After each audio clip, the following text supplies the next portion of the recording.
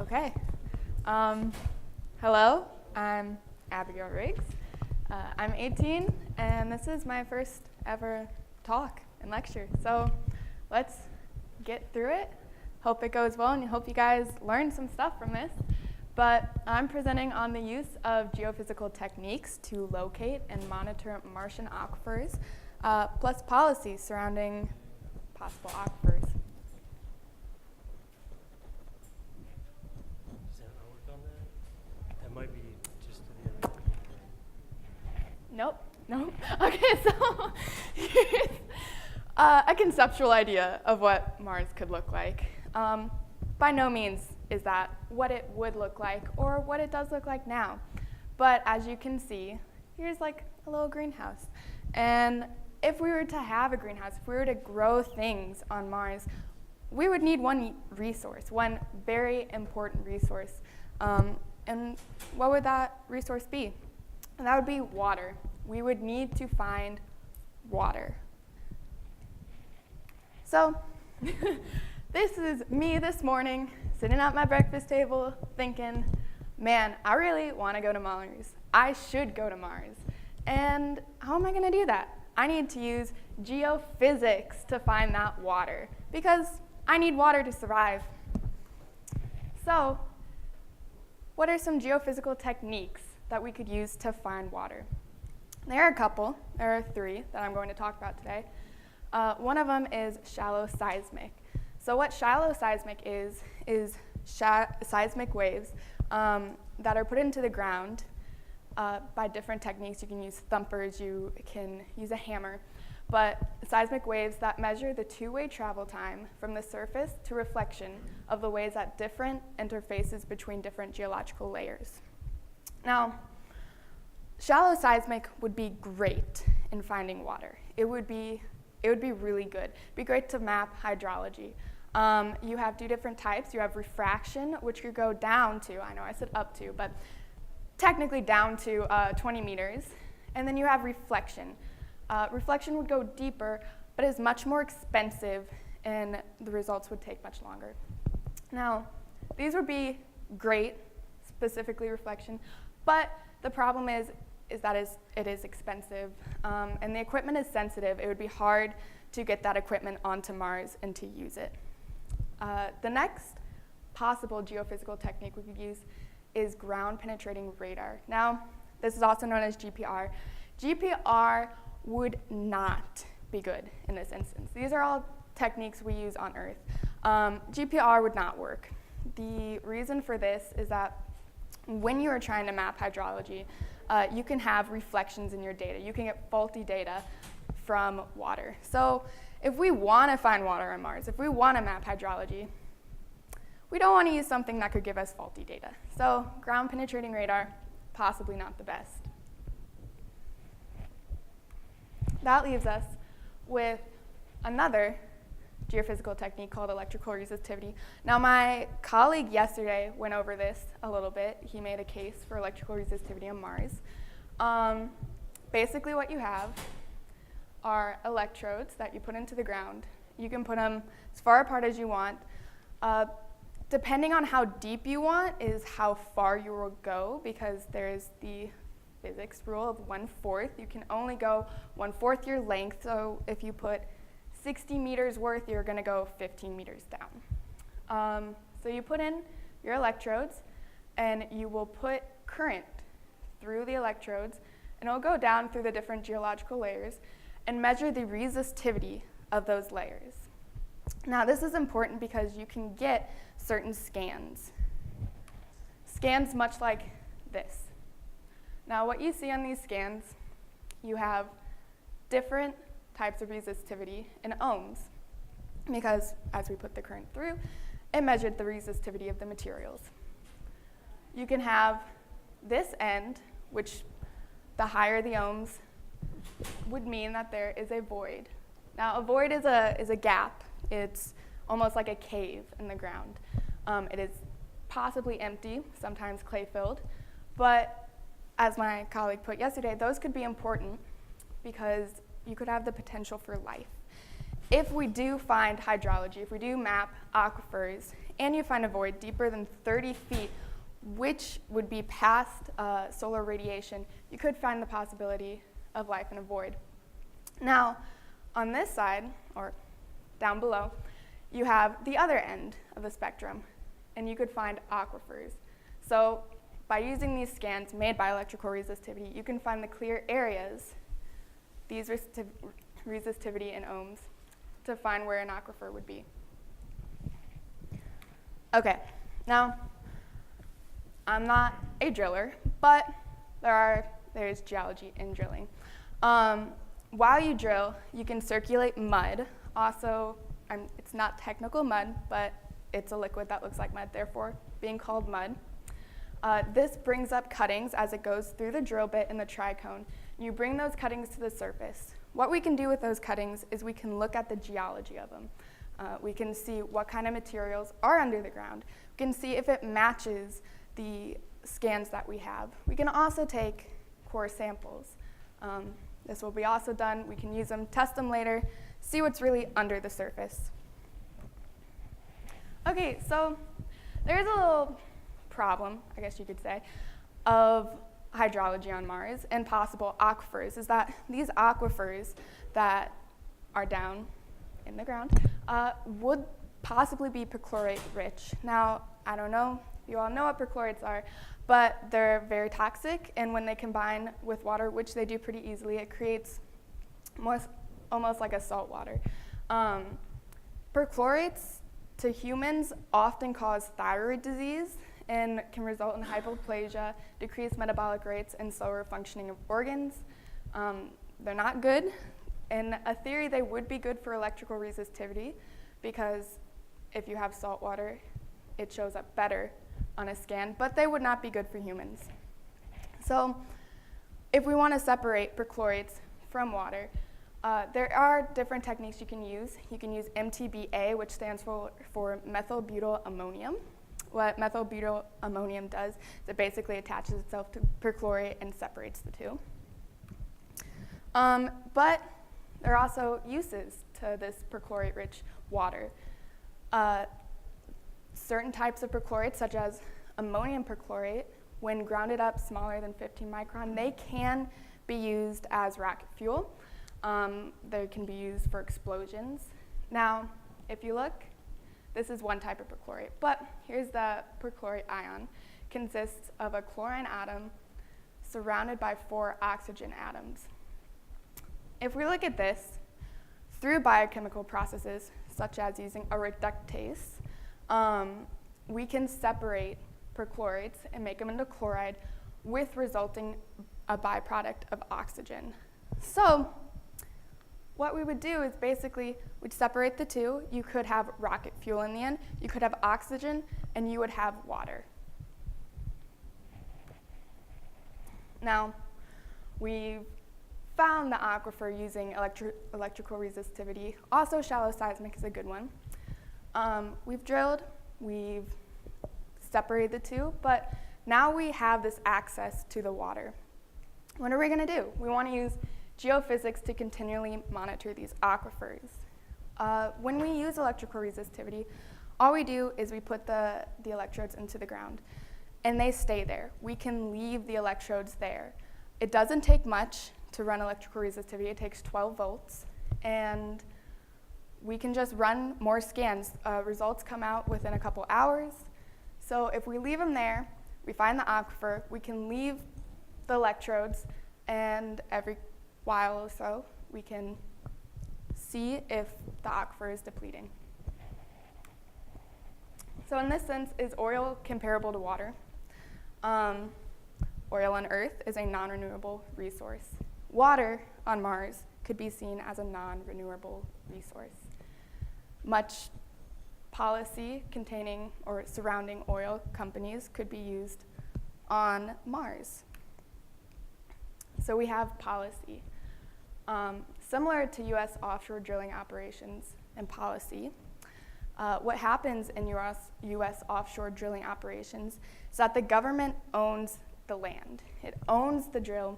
It owns what you're pulling from. This would be a great example of policy to use on the aquifers. because you don't have rule of capture. What rule of capture basically is companies can tap into different aquifers or different oil on Earth and take from their other companies, because it's a streamline.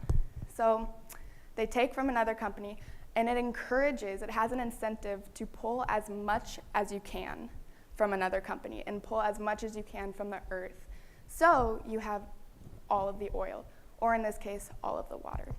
That would be a problem because we'd have depletion. We'd have depletion of these aquifers.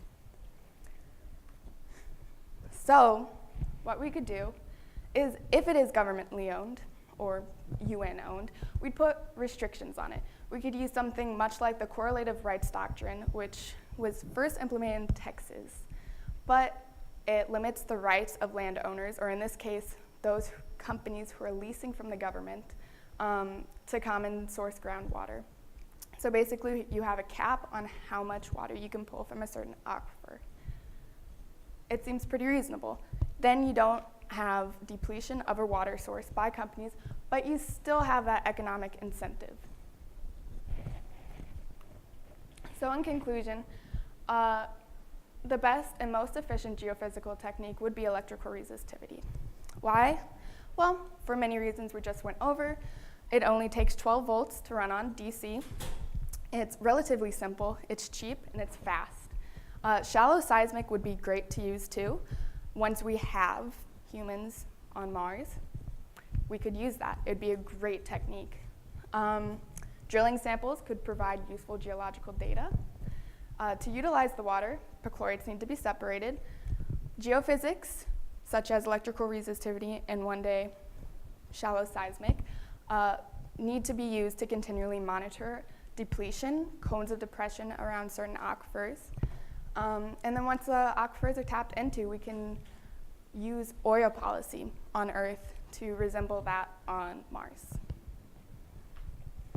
Thank you.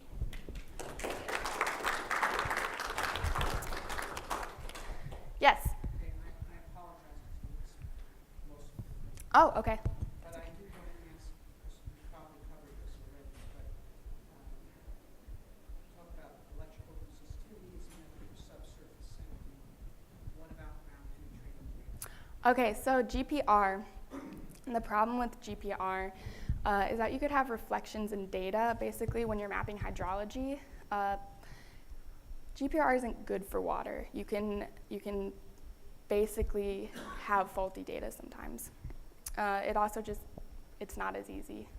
Electrical resistivity, you just need the electrodes, put them in the ground, survey it, and it comes back up. Now, GPR can be used at some point. It's not that we're ruling out GPR. It can be used. It would be good to use at some point, but not just to find hydrology.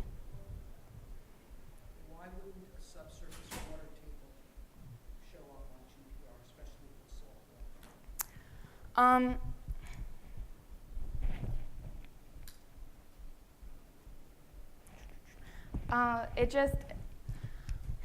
I don't have a scan to show, but say you have water under the surface. When you have that radio signal and it hits, it can reflect off of it in a way that would not be, I'm missing the word, beneficial. It would possibly fault your data. As your co-author, I'll jump in real quick. You can get a perched aquifer, just a wet layer in the clay. Your GPR would bounce off that perched aquifer, that little lens of water, and bounce back to you, giving you the look that the top of the aquifer is much higher in the stratigraphic horizon than it really is in reality. So It could be faulty on a lot of levels. it could be used in certain areas, but you'd have to, over time, you'd figure those areas out, but it wouldn't be ideal at first. Electrical resistivity, really shallow seismic would be the two. But the advantage of radar is you can use it for the map out of your spacecraft. Well, you could, yeah. You don't need to be in contact with the surface. That's true, yes, yeah. If you can live with the errors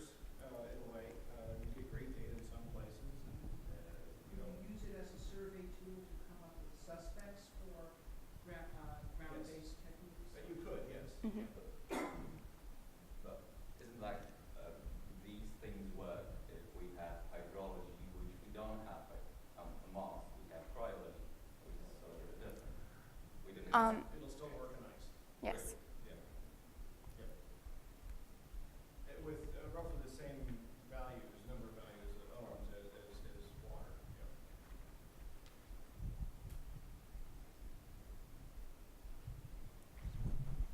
On a first exploration mission, would you be able to employ both electrical and shallow seismic, or would you have to pick and choose? And how plausible would it be? How early could you start looking for water? Would it be the first manned mission to Mars, or would it have to wait for several to develop something?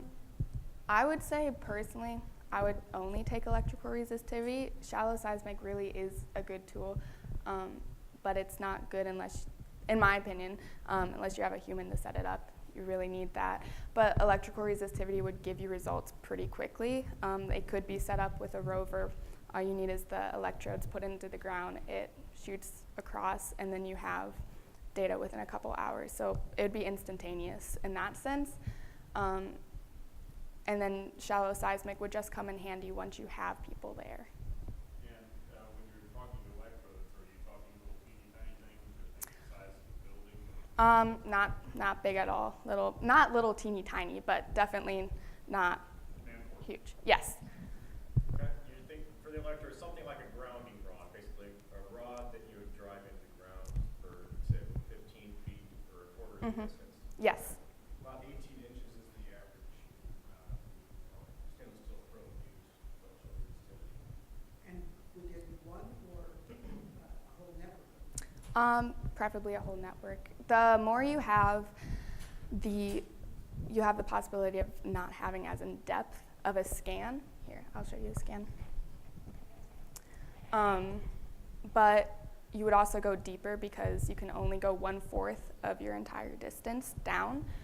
So if you have 100 meters, you can only go 25 meters down. But you could use as many as you want, set them up how far apart as you want. The farther apart, the less detailed your scan will be. And the advantage of multiple electrodes, you're going to get tighter resolution. Or Yes. if you want to go deeper, you have to spread out farther. But if you can, given the same surface area, more electrodes, it's going to give you better resolution. Yes. Any other questions? You talked a little on the perchlorate. Mhm. Is there any more you can address on like what the effort would be to take that out of the water and make the water potable? Yeah. So I guess I don't have it on my slides, but basically you can use reductase, which is an enzyme that catalyzes the reduction from perchlorate to chlorite, and then you use a dismutase from the chlorite to chloride, and the byproduct of that is oxygen. Right. Do you think you could manufacture these rods on Mars eventually if there was, are they complicated or? No, it's a stainless steel. No, you could, Long, yeah. It's pretty easy. I mean, you could manufacture them there. They're easy to transport, so it'd be easy to get them on Mars too. There's an incredible amount of iron on Mars. The making it stainless steel gets a little bit more complicated, but it shouldn't be that hard, especially if we have access to if we can find asteroids. Meteors. I was once involved in geophysical, and it was about 300 pounds of gear, and we had to transport them on an alternate trailer, and then it was a lot of work to stick them. Mhm. And so I'm wondering if we were using this technique. First, so you use one rod, you could use 50 rods. If you were sort of prescribed sort of a standard kit, here, astronaut, here's your kit, it's 8 rods, and they would be separated by 200 meters, and here it is, this is, cookie cutter, here's the kit, here's the field kit to do. Mhm. What's that kit like? What's it going to weigh? I don't know how heavy it is. I'm sure, Matt, do you know how heavy it is? Yeah, I've used it for 5 years. Dragged this around for 5 years. Currently, right now, 100 pounds. So it's heavy, but with just a little R&D, it feels like we could lighten it up, shrink it. I could see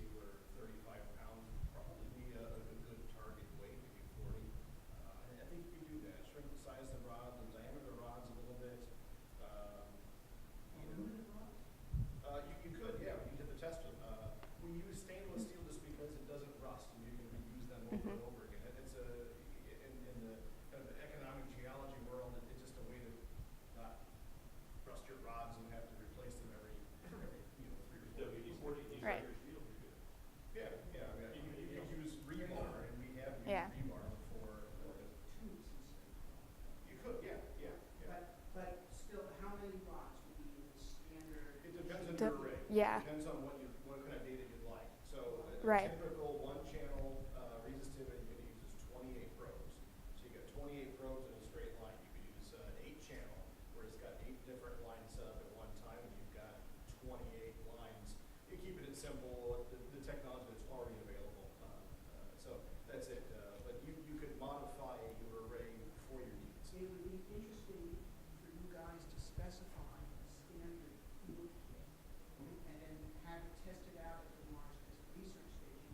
Having people who are acting as if they're astronauts in sim, disabled by having to wear these awful spacesuits and so forth, to deploy this and use it to see, how much overhead does it put from an operational point of view, and to have it be used by people who have only modest training, but are just doing some training, not special. The employees that I use for the past 5 years, they're just people on the street. I mean, just firefighters and just high school kids. I can teach them literally in 20 minutes how to set this up, and they do a terrific job. It's pretty simple. I mean, you could even do it without people on Mars, basically, is the idea. Yeah. Fairly easily. It's a very simple setup. I was going to say another good option for testing this prototype kit would be to use Mars and out on Devon Island, because there you're actually dealing with something of a cryosphere when you're talking about permafrost. Mhm. The geology out there is also a little bit easier to work with than the rest. You mentioned 28 in a string. Is this a line, or do you get an advantage from going out and making a triangle? No, in a straight line. The end is one. Yeah. It basically works like 1 to 2, 1 to 3, 1 to 4, 1 to 5, and you get all different results. That's how you get a scan like this, straight line. 256 points of data as it jumps from rod 1 to 2, 1 to 3, 1 to 4. In the end, unless you have errors somewhere along the line, it will be 256 points of data. I missed the early part of your talk. You guys are solving inverse problems by putting currents at locations along in the sediment. You just do the inversion. Yep. I know you guys worked here with my group a little more back in the day. Were the guys just sort of started that? But have you guys looked at this inductively looking for things? I assume you're trying to find water. So if you just look, the guys who try to find deposits of ore, for example, fly an aircraft with a giant dipole on it, pulse dipole, I've actually built this for other things. You make a giant Vulcan pulse dipole, you put a Mars tank across it, and you basically fill out a voltage, and you'll rain the ground. You pulse it, and it'll rain. You set up secondary currents to the ground, take those up to the secondary coil, and you solve that inverse problem. You don't have to drag guys around the ground. I'm sure you know about that, right? A little bit, yeah. That's a way without having to be out there pounding snakes into the ground. You can fly an aircraft if you're looking for, say, ore deposits in South Africa or places like that, or looking for unexploded ordnance. You fly it, you pulse it, and you indulge these little currents. Just like you guys are doing, but you're doing it actively. Yeah. Because you're actually putting a battery here, plus here, and minus there, right? And you're measuring the current, and then you back out the impedance, and you characterize all the boxes in between. And this little cell's got this much resistance, and this tensor, and all this pressure. But you do the same thing from an airplane, but I don't think they allow those on Mars, right? So, but you could drive things over the ground with these giant pulsing dipoles, and that would be a nice, quicky way to do it. Just a thought. Yeah.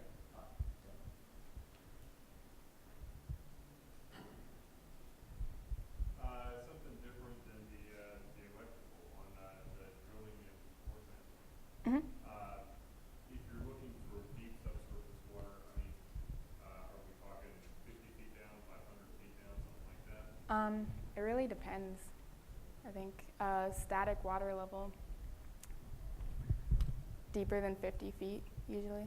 Would there be any advantage to, going down and drilling a core sample all the way to the water is one thing. Would there be any advantages for geological evaluation, everything like doing shallow core samples? Would that tell you about technology that you might then find water in? Possibly. You would just get a lot of data, different kinds of data on that level, on that geological level.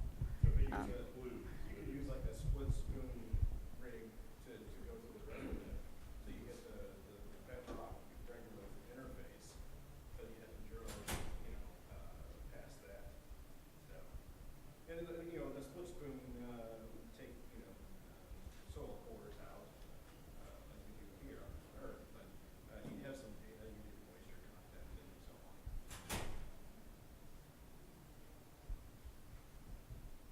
Any other questions?